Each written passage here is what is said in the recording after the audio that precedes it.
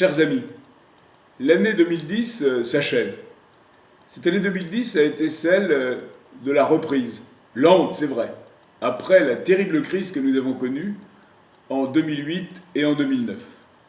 Mais néanmoins, les choses s'améliorent. Elles s'améliorent grâce à l'action déterminante du président de la République, Nicolas Sarkozy, grâce à son gouvernement, grâce à la cohésion, à la solidité de la majorité à laquelle j'appartiens. Nous avons tout mis en œuvre pour que vous subissiez le moins durement possible cette crise qui a été la plus importante, la plus dure que le monde ait connue depuis 1929. Et quand on regarde ce qui se passe un peu à l'extérieur, on s'aperçoit que notre pays en a en définitive nettement moins souffert que bien d'autres.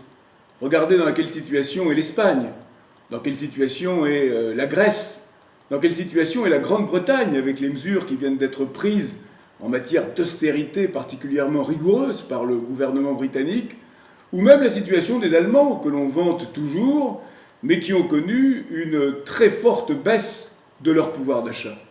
Globalement, nous Français, nous nous en tirons plutôt bien par rapport à bien d'autres. Ça ne veut pas dire pour autant qu'il faut se satisfaire de la situation actuelle. C'est pourquoi nous allons continuer à nous battre pour sortir définitivement de cette crise, et ce sera certainement l'année 2011 qui va nous permettre d'y parvenir, et continuer aussi à réformer notre pays. La réforme, ce n'est pas une volonté de changer les choses pour se faire plaisir. C'est tout simplement pour permettre à notre pays, pour vous permettre, à vous, à chacune et à chacun d'entre vous, de vous adapter à un monde qui change en permanence et qui change très vite. Alors on peut le regretter, on peut le déplorer, mais c'est une réalité à laquelle on ne peut pas grand-chose. Il faut donc que nous soyons les meilleurs, ceux qui s'adaptent le mieux à l'évolution du monde. Et sur ce point, je crois que nous n'avons absolument pas à douter de nous. Les Français sont bons, vous êtes excellents dans bien des domaines. À travers le monde, la France réussit partout. Elle réussit en matière scientifique, elle réussit en matière industrielle, elle réussit en matière commerciale. Elle est toujours rayonnante sur le plan culturel. Les Françaises et les Français ont beaucoup de talent, beaucoup d'imagination, beaucoup de capacité à créer, à se battre avec succès sur tous les marchés mondiaux.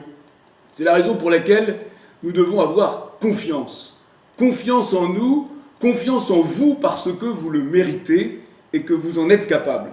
Et cette confiance, on va en avoir vraiment besoin en 2011. Car c'est la confiance qui fait investir. C'est la confiance qui fait dépenser. C'est la confiance qui fait croire que demain sera meilleur qu'aujourd'hui. C'est d'elle dont nous avons besoin pour sortir définitivement de la crise et pour pouvoir affronter les défis de demain pour nous, pour nos enfants ou pour nos petits-enfants. Voilà, chers amis, un bref résumé, trop rapide, de la situation que nous avons connue en 2010, avec un regard vers cette année 2011 qui débute. Bon, je suis convaincu que ce sera une bien meilleure année que celle que nous venons de connaître. Je suis convaincu que chacune et chacun d'entre vous feront ce qu'il faut pour que notre pays et que tous ensemble, nous puissions bien réussir l'année 2011. En ce qui me concerne, je continuerai, comme je l'ai fait pendant toute l'année qui vient de s'écouler, à travailler à la fois au plan national, à l'Assemblée, à travers les rapports que j'ai faits, à travers les propositions de loi que j'ai déposées, à travers les amendements que j'ai défendus avec du succès parfois, des échecs parfois, à l'Assemblée nationale, et puis aussi à être très très présent auprès de vous. En 2010, j'ai participé à près de 150 manifestations locales, qui sont des moments de bonheur d'ailleurs, des moments où on peut dialoguer, où je peux écouter vos préoccupations, vos attentes, pour essayer ensuite, au niveau national, de les concrétiser, de les transformer en réalité. Eh bien, c'est ainsi que je m'attacherai à agir en 2011.